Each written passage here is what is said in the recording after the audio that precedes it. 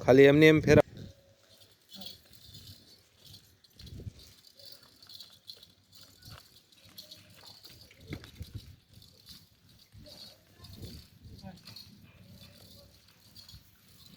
બસ બસ હવે લઈ આવો અંદર લઈ